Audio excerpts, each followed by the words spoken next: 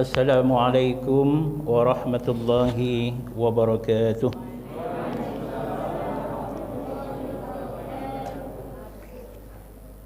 Alhamdulillah alladzi qad akhraja نتائج الفكر لأرباب الحجة والصلاة والسلام على سيدنا المصطفى محمد صلى الله عليه وسلم أهل الصدق والتقى وعلى آله وأصحابه والتابعين وتابعي تابعيهم أولي العلم والنهى اللهم صل على محمد وعلى آل محمد أشهد أن لا إله إلا الله وأشهد أن محمد رسول الله قال الله تعالى في القرآن الكريم وبهداه يهتدي المريم أعوذ بالله من الشيطان الرجيم هو الذي بعث في الأميين رسولا منهم يتلو عليهم آياته ويزكيهم ويعلمهم الكتاب والحكمة وإن كانوا من قبل لفي ضلال مبين. Al-Quran Surat Al-Jumu'ah ayat 2. Ibu-ibu dan bapa-bapa, saudara-saudaraku yang dimuliakan oleh Allah Subhanahu wa taala, lama kita tidak berjumpa. Sudah dekat hampir 7 tahun ya.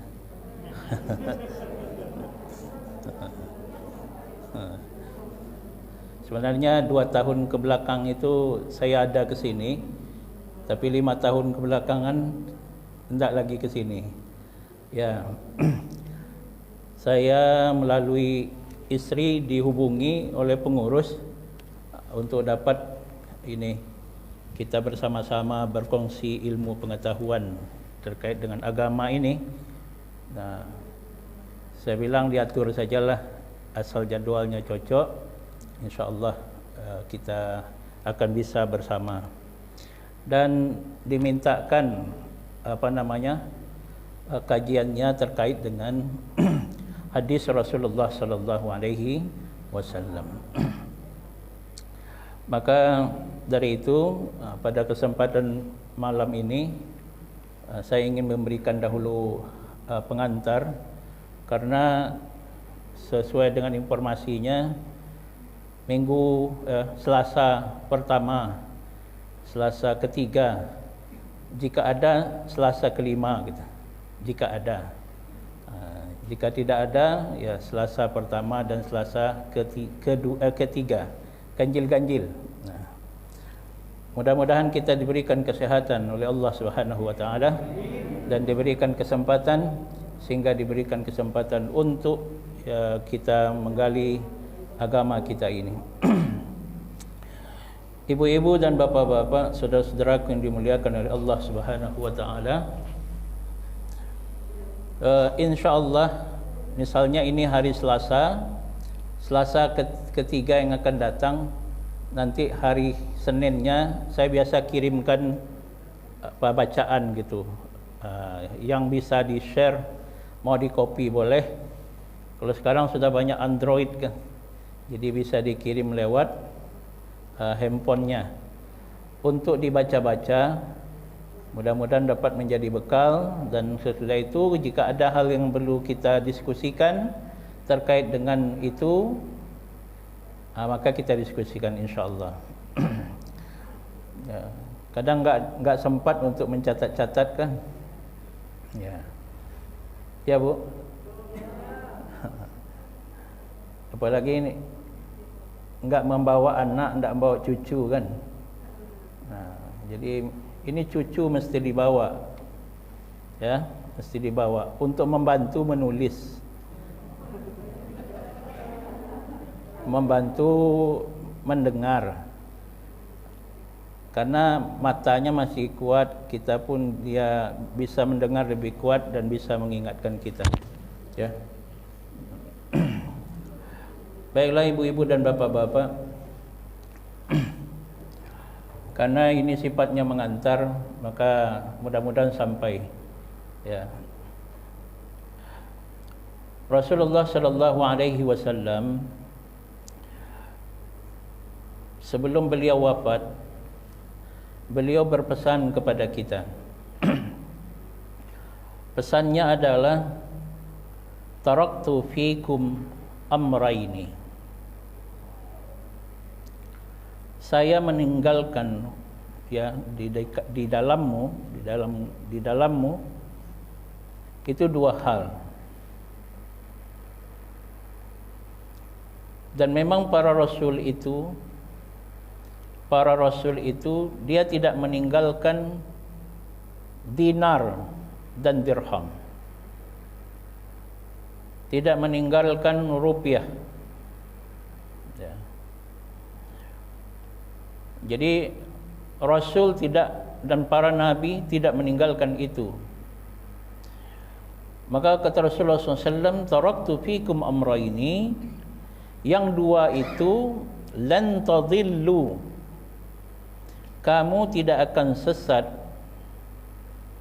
ma in tamassaktum bihima, selama kamu berpegang dengan keduanya itu. Berpegang dengan keduanya itu. Apa yang dua itu? Yang pertama adalah kitabullahi. Kitabullah itu artinya adalah Al-Quran. Dan yang kedua adalah wasunnati, dan sunnahku. Itu aja dua yang ditinggalkan oleh Nabi. Li'annal anbiya'a lam yuwarrisu dinara wala dirhama. Para nabi tidak mewariskan dinar dan dirham, walakin yuwarrisul ilma. Tetapi para nabi dan rasul itu mereka mewariskan ilmu.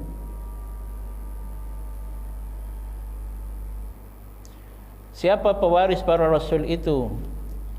Al-ulama'u warasatul anbiya. Para ulama adalah warasah, ahli warisnya para nabi. Maka nabi sudah wafat. Terus kita mau belajar agama dengan siapa?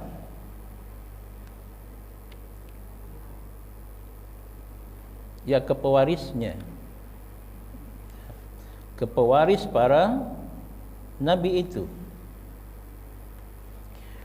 Dan agama ini agar kita tidak mempelajarinya sendiri.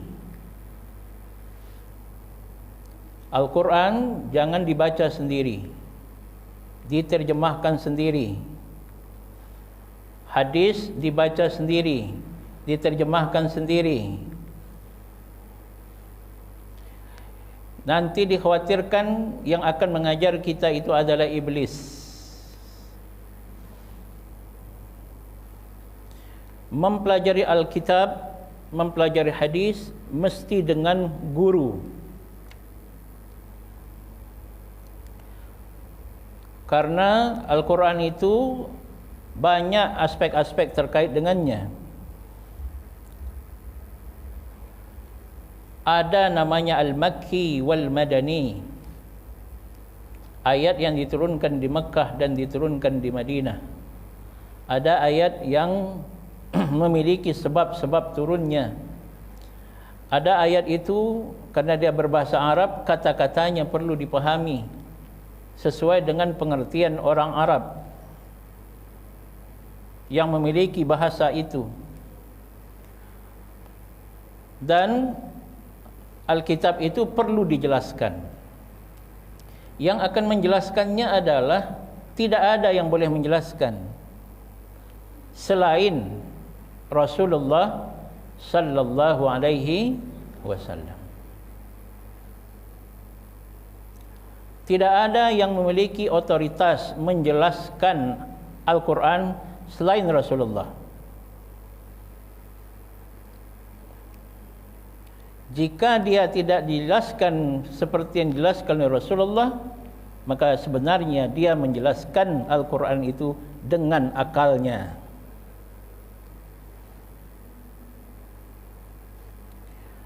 Maka dari itu kita memerlukan hadis.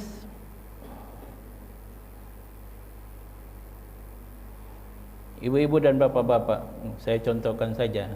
Ketika Allah berfirman, aqimus salata wa atuz zakata warka'u ma'ar raki'in. Artinya, dirikanlah salat, tunaikanlah zakat, dan rukuklah bersama orang-orang yang rukuk. Coba sekarang kita buka Al-Quran itu, kita ingin salat sesuai pesan Al-Quran, aqimus salata, dirikanlah salat. Bagaimana bapak-bapak dan ibu-ibu salat dengan Al-Quran?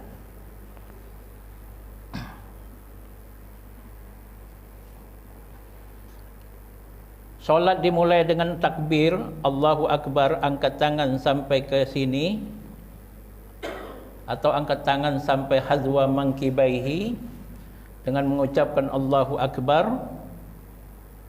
Okey, meletakkan tangan di atas dada, kemudian membaca doa iftitah, membaca Al-Fatihah, membaca surat.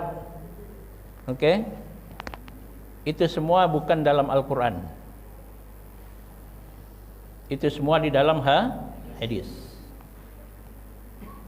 Habis itu ruku, angkat tangan, letakkan tangan ini di lutut kita. Kemudian kita membaca bacaan dalam ruku. Kemudian kita i'tidal, angkat tangan, baca i'tidal. Itu semua bukan dalam Al-Quran, itu dalam hadis. Kita sujud, meletakkan 7 anggota tubuh kita, ya, di tanah tempat kita salat. Kemudian kita membaca bacaan, duduk antara 2 sujud, ada yang iftirash, ada yang tawarruk, sampai nanti akhirnya kita naik ke atas, kemudian kita tasyahud, salam dan sebagainya. Itu tidak ada disebut dalam Al-Quran seperti itu. Jadi kalau kita hanya pegang Quran saja, disuruh perintah salat, aqimus salat, terus salatnya bagaimana?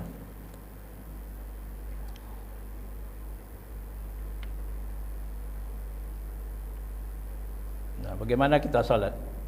Di sini diperlukan hadis Rasulullah.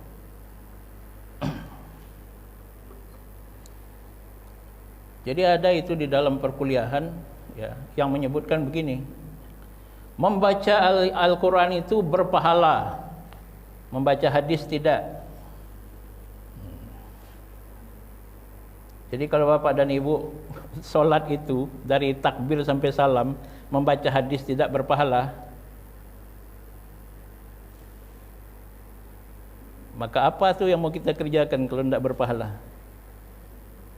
Dari awal sampai akhir bacaan itu semuanya adalah hadis Rasulullah. Jadi kita sebagai muslim yang ingin menjadi orang yang beriman, kalau ingin menjadi mukmin yang benar, yang baik dan indah di dalam beriman, maka perlu kepada hadis.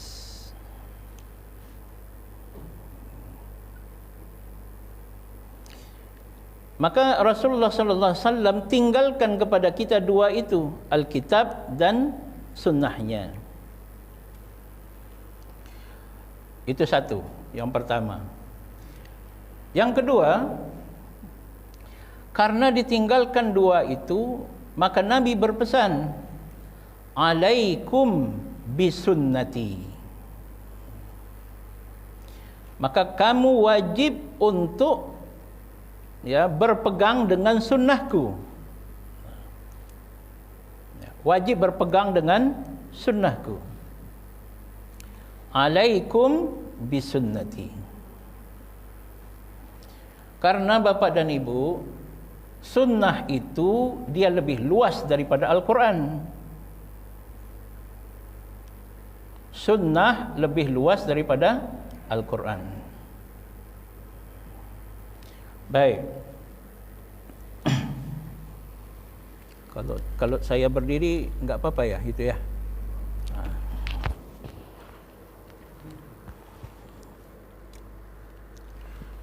Ini untuk mengingatkan kepada kita, kalau saya contoh begini, saya angkat tangan, Allahu Akbar. Okey? Saya melakukan itu. Nah, dalam tanda petik, anggaplah saya ini Nabi Muhammad. Dianggap ya. Enggak benaran ini. Dianggap. Anggaplah ini sahabat perempuan. Dan ini sahabat laki-laki. Nanti orang yang melihat saya itu, dia akan menceritakan yang saya buat ini. Menceritakan yang saya buat.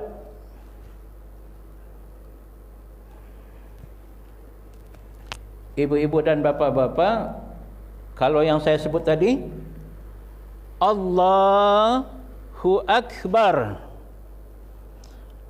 itu terdiri dari satu perkataan, dua perbuatan.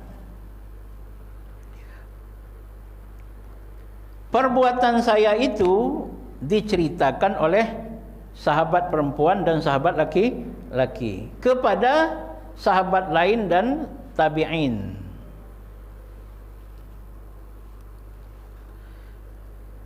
Yang saya buat ini, yang saya buat tadi, itu namanya sunnah. Yang saya buat itu namanya sunnah. Dan sunnah itu bisa perkataan, bisa perbuatan, bisa persetujuan.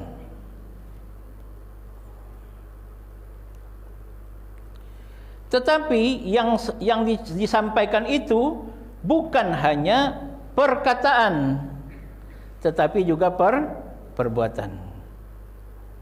Sementara Al-Quran itu hanyalah perkataan Nabi. Perkataan Nabi. Ya Bu, perkataan Nabi ya. Al-Quran itu perkataan perkataan Allah. Ada yang dengar langsung Allah berfirman? Ada? Ada yang langsung mendengar Allah berfirman? Sahabat-sahabatlah waktu itu ada yang mendengar langsung? Tidak. Maka Al-Quran itu juga perkataan Nabi. Cuma sumbernya, ini harus dibedakan. Kalau Al-Quran yang keluar dari mulut Nabi, sumbernya dari Allah, keluarnya lewat mulut Nabi. Kalau hadis ada dua. Ada yang dari Allah dan ada dari ijtihad Rasulullah. Kita pernah dengar hadis qudsi kan? Hadis qudsi. Tetapi Al-Quran maupun hadis qauli, perkataan itu dia keluar dari mulut Rasulullah. Maka ibu-ibu dan bapak-bapak, berbahagialah kita jika mulut kita ini dipinjam dalam tanda petik oleh Allah untuk memperdengarkan firman-Nya.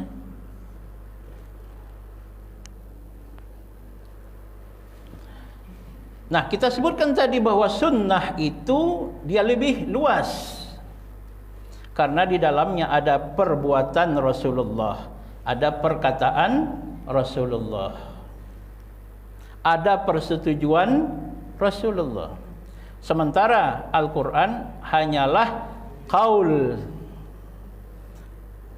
ungkapan dari Nabi yang berasal dari Allah.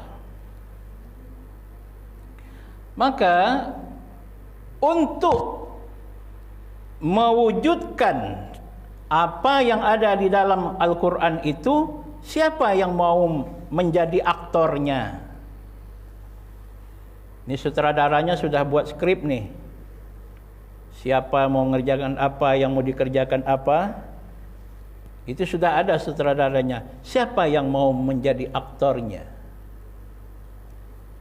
untuk menyampaikan kepada masyarakat Quran yang berjalan itu? Siapa? Tidak ada yang boleh melakukan itu selain utusan Allah. Makanya Ummul Mukminin Aisyah radhiyallahu an menyebutkan, kana Rasulullah sallallahu alaihi wasallam khuluquhul Quran. Nabi sallallahu alaihi wasallam itu akhlaknya adalah Al-Quran. Jadi untuk melihat bagaimana Al-Quran itu dikatakan, bagaimana Al-Quran itu diamalkan, kemana kita mau lihat? Kepada Rasulullah. Nah, sekarang kita lihat yang Rasulullah tadi ngangkat tangan begini. Nah, kan ada hadis yang menyebut begini, sallu kama ra'aitumuni usalli. Salatlah sebagaimana kamu melihat aku salat. Siapa yang disuruh itu? Yang disuruh salatlah sebagaimana kamu melihat aku salat. Siapa yang disuruh? Bukan kita. Bukan kita. Yang disuruh siapa? Sahabat. Karena yang melihat Nabi salat itu sahabat. Kita melihat siapa? Ya, melihat siapa? Ini yang kita solat tadi ini solatnya ngelihat siapa? Tidak melihat siapa-siapa. Yang dibuat oleh Nabi tadi diamalkan oleh sahabat, diceritakan kepada tabi'in, disampaikan kepada tabi'in, baru dikumpulkan oleh tabi'in itu. Antara lain Imam Bukhari, Imam Muslim, Imam Abu Daud, Imam Nasai, Imam Ibni Majah, ya, Imam Ahmad, Imam Malik, dan lain-lain. Dibuatnya itu, disusunnya dalam bentuk buku. Kita, ini tadi. Karena itu bahasa Arab. Kita langsung mau baca. Itu yang saya sebut tadi. Perlu belajar kepada guru. Kita ambil kitab hadis itu, kita pelajari dengan guru. Dengan hadis itu, maka kita membangun solat seperti solatnya Rasulullah.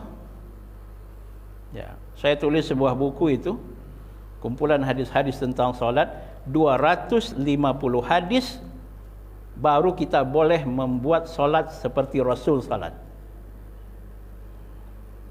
Mulai kita dari takbir sampai salam. Karena kita mesti baca hadis itu, baru kita bangun solatnya sesuai sunnah Rasulullah. Nah, orang yang bisa dipercaya untuk itu, karena Nabi SAW wafat, ada generasi sesudahnya, ada generasi sesudahnya. Maka Rasulullah SAW menyebutkan begini, khairul quruni qarni. Generasi terbaik itu adalah generasi sesudahku. Generasi pada masaku. Siapa generasi pada masaku? Nabi dan para sahabat. Summal ladzina yalunahu. Kemudian generasi sesudahnya. Siapa generasi sesudahnya? Sahabat dengan tabi'in. Summal ladzina yalunahu. Kemudian generasi sesudahnya. Siapa generasi sesudahnya? Tabi'in dengan at-tabi'in. Ini ada 3 generasi. Orang yang berada pada 3 generasi itulah yang disebut dengan salaful ummah. Yang Bapak sering dengar salaf itu ya. Ya, salaf itu orang yang hidup di 3 generasi pertama.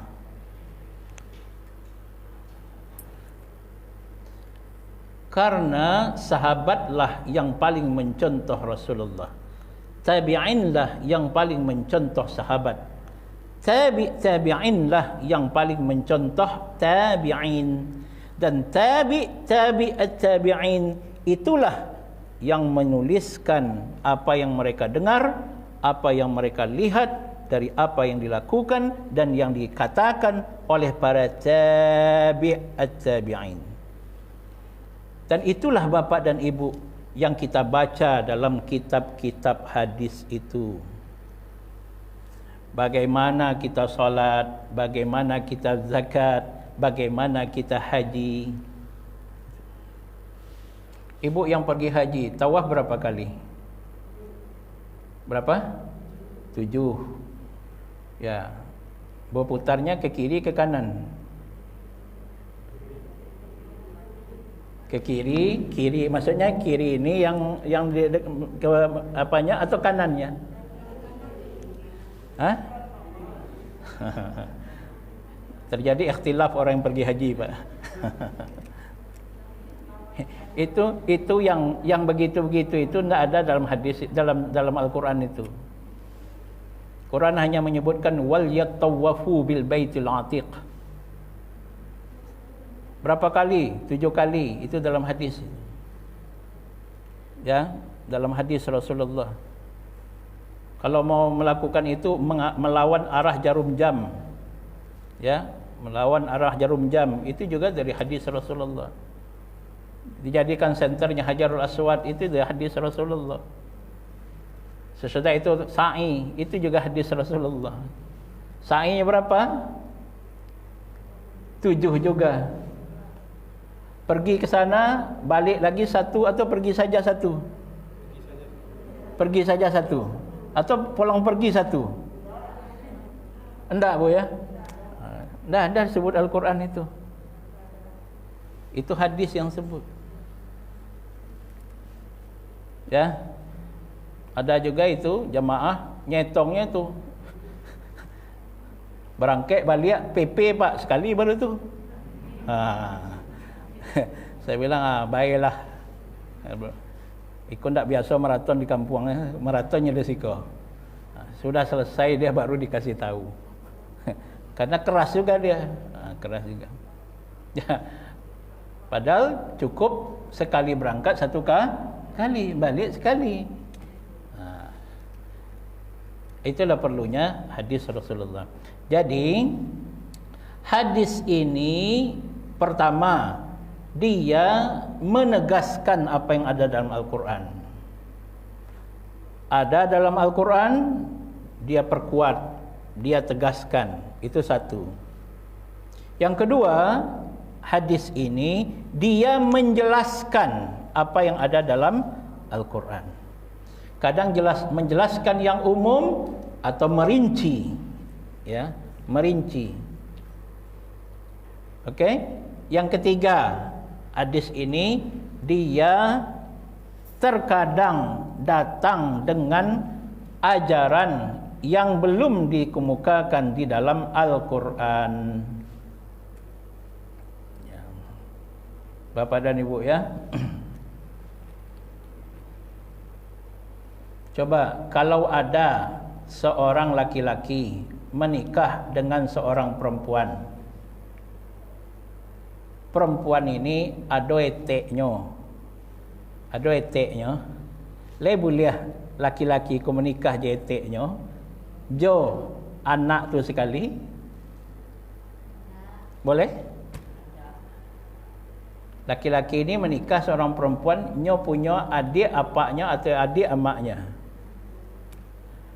Boleh dia nikah anak ini dengan adik bapa atau adik emaknya sekali? Tak boleh. Tak boleh ya? Itu tidak disebutkan dalam Al-Quran itu. Dalam Al-Quran itu yang dilarang adalah memadu dua orang saudara. Kalau saudara itu dia nih horizontal. Jadi kakak beradik itu namanya saudara. Kalau ke atas itu bukan saudara dalam bahasa Arab. Ya. Saudara bapak namanya khalah, saudara ibu namanya ammah. Itu bukan akhun. Ya. Maka hadis datang dengan informasi yang baru, ya, bahwa tidak dibolehkan menghimpun antara seorang perempuan dengan eteknya. Nah, ini Bapak dan Ibu, hati-hati dengan gerakan ingkar sunnah. Karena ada yang begitu itu. Banyak aspek-aspek yang nanti akan dipreteli di dalam agama kita ini karena dia tidak mempercayai hadis. Nah, maka generasi pertama, kedua dan ketiga. Ya. Baik. Itu sudah habis ya?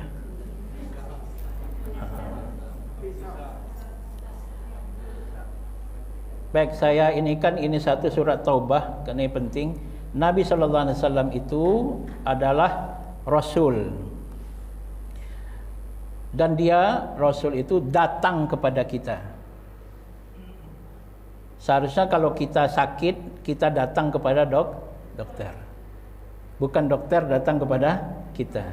Kalau ini tidak, rasul itu datang kepada kita. Ja'akum rasulun min anfusikum. Yang Nabi Muhammad itu dia satu, azizun alaihi ma anittum, terasa berat olehnya penderitaanmu. Satu. Yang kedua, ya, mana dia? Oh ini, harisun alaikum, dia sangat menginginkan keimanan dan keislamanmu. Dua itu. Yang ketiga, bil mu'minina raufun rahim, dia sangat cinta dan kasih kepada orang-orang yang beriman. Dan Nabi Muhammad SAW itu diutus bukanlah dari makhluk lain, tetapi dia diutus min anfusikum, dari dirimu sendiri, orang yang mengetahui bagaimana umatnya ini. Maka dari itu Nabi itu sangat tidak ingin kita ini berat. Azizun alaihi ma'anittum. Apa buktinya Bapak dan Ibu? Ketika Mi'raj diwajibkan solat 50 kali. Bertemu Musa minta kurang. Akhirnya 5. Kata Musa minta lagi. Kata dia, malu saya. Istahyaitu min Rabbi. InsyaAllah umat saya mampu yang 5 itu.